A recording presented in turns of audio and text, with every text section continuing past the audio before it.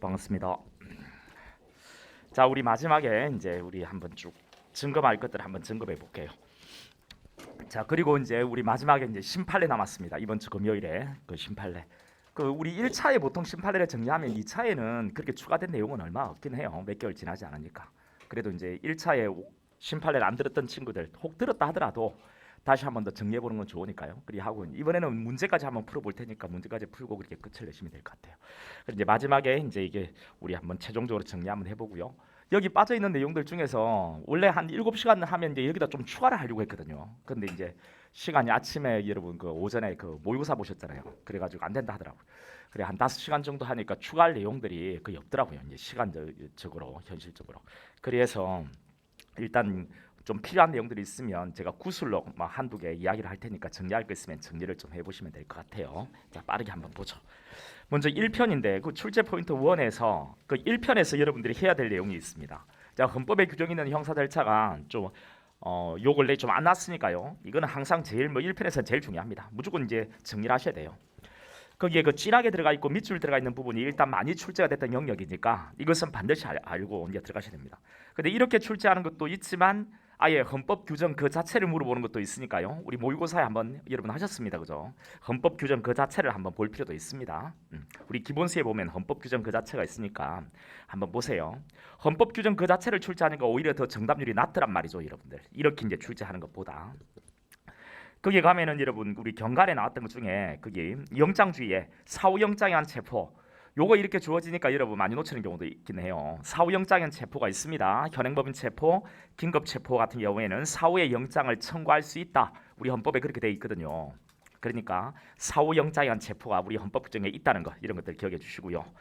그다음 나머지 내용들 자백 배제 자백 보강 이런 거 되게 중요한 내용이고요. 무죄 추정 우리 헌법에 있죠. 그다음 형사 보상 청구권. 아니 무죄 추정에서 여러분 이런 것도 하나 기억해 주세요. 무죄 추정은 우리 헌법에도 있고 수성법도 있습니다. 그래서 헌법상 원칙이에요. 이런 것도 기억하고요. 그리고 이 헌법과 수성법에는 피고인만 무죄 추정을 규정하고 있죠. 피고인만. 피해자도 그런데 해석상 무죄 추정은 된다는 거 이런 거 여러분 알고 있어야 돼요.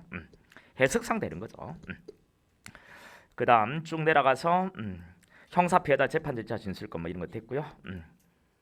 그 피해자의 재판 절차 진술권이 기본권이기 때문에 그 신문하여야 한다 이렇게 가야 됩니다. 그렇죠? 신문하여야 한다. 피해자 등의 신청이 있으면 정의로 신문하여야 한다. 할 수 있다. 뭐 신문할지 여부는 재량이다 하면 틀리겠죠.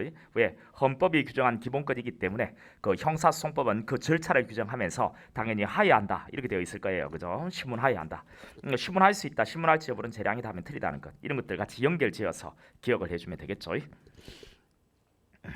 그다음 규정이 없는 것, 뭐 이런 것들이 거기 뭐 우리 규정 있는 것 없는 것 섞어서 낼 거 아니에요, 그죠? 규정이 없는 것들 이런 것들이 나옵니다. 다 확인해 주세요. 특히 위법 수입 증거배 대법칙 이게 형사소송법에 있다는 것, 이거 꼭 기억하셔야 됩니다. 반드시 적법 절차에 따르지 않고 수집한 증거는 증거로 못한다. 이게 위법 수입 증거배 대법칙이잖아요. 여기 어디에 있다고요? 형사소송법에 있다는 거, 우리 헌법이 아니라는 거 기억을 하시고요. 됐습니다. 자, 반드시 기억하셔야 됩니다, 여러분. 반드시 1편에서 여러분 문제를 주면요, 이 부분 그 정답률이 가장 낮아요. 이 고전적으로 제일 중요한 것인데 안 하십니다. 지금 하셔야 됩니다. 지금 할 때예요. 이거 꼭 하세요.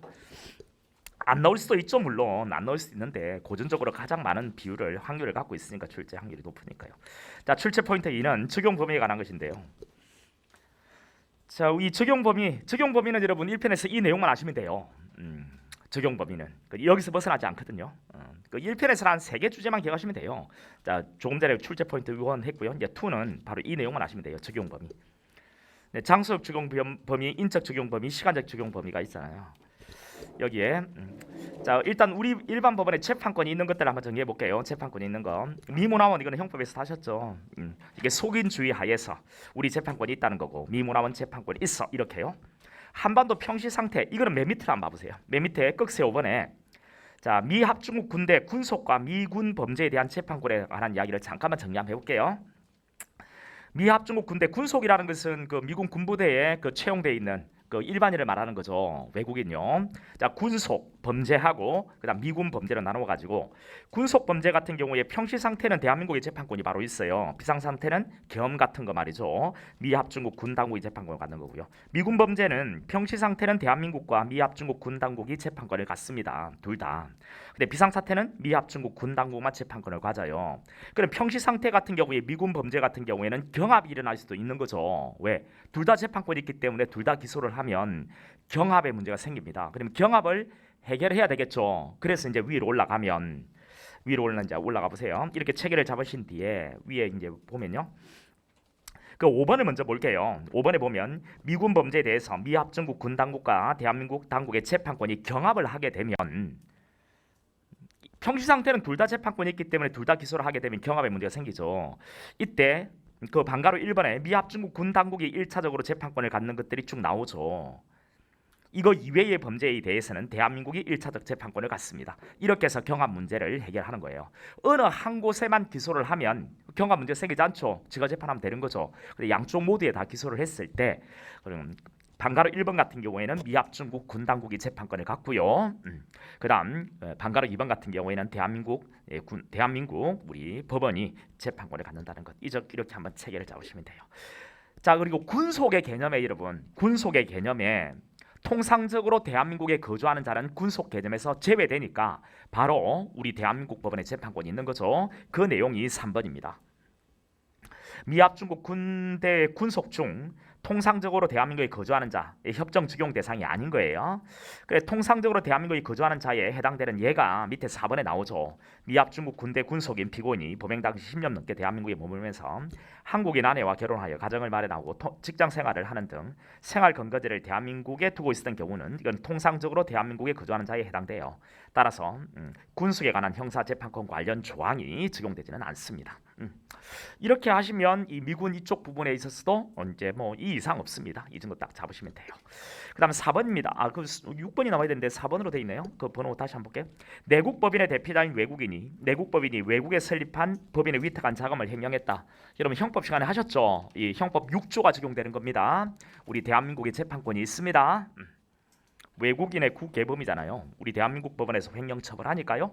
대한민국 법원에도 재판권이 있습니다. 그다음 2번. 우리 일반 법원에 재판권이 없는 것들, 뭐 캐나다 시민권자가 캐나다에서 위조 사무소를 행사했다. 요거는 우리 대한민국 법원에 재판권 없고요. 특정 군사범죄를 범한 일반인의 특정 군사범죄.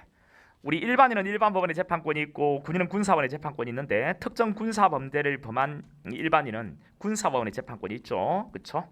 우리 일반 법원에 재판권은 없습니다. 그다음 인적 적용 범위 국내법상 예외. 우리 대통령의 불소추특권이요. 대통령의 불소추특권.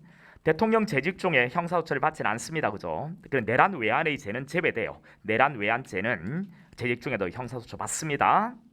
그래서 내란 외환의 죄가 아닌 죄는 재직 중에 형사소처를 받지 않아요. 그러면 시효가 끝나면 어떻게 하냐? 시효 안 끝납니다. 공소시효 진행이 정지가 되는 거거든요.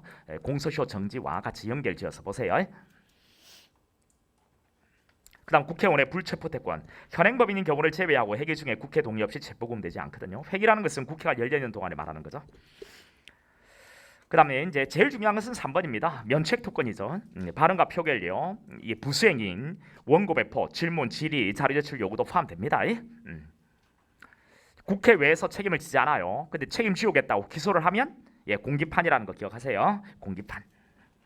그다음에 4번의 시간적 적용 범위. 소급표 금지 원칙이 적용되지 않아요. 우리 형사소송법에는. 그래서 신법 소급을 인정할 건지 국법 추급을 인정할 건지는 입법 정책의 문제라고 하는 거죠. 입법 정책의 문제. 우리 입법자들은 혼합주의를 채택하고 있습니다. 혼합주의라는 건 뭔데요? 신법 시행 전에는 국법, 신법 시행 이후에는 신법에 따라 절차를 진행한다는 게 혼합주의죠. 그래서 신법 시행을 이유로 국법에 따라 즉법하게 진행한 절차 효력을 부정하고 신법에 따라 다시 절차를 진행하는 것은 허용돼 안 돼? 안 된다. 안 된다. 이런 것들 같이 기억해 주면 되겠네요. 자, 입법 정책의 문제라는 거 이런 표현도 기억하시고. 자, 5번은 됐으니까요. 자, 이렇게 하면 적용 범위는 됐습니다. 이걸 벗어나지 않으니까요.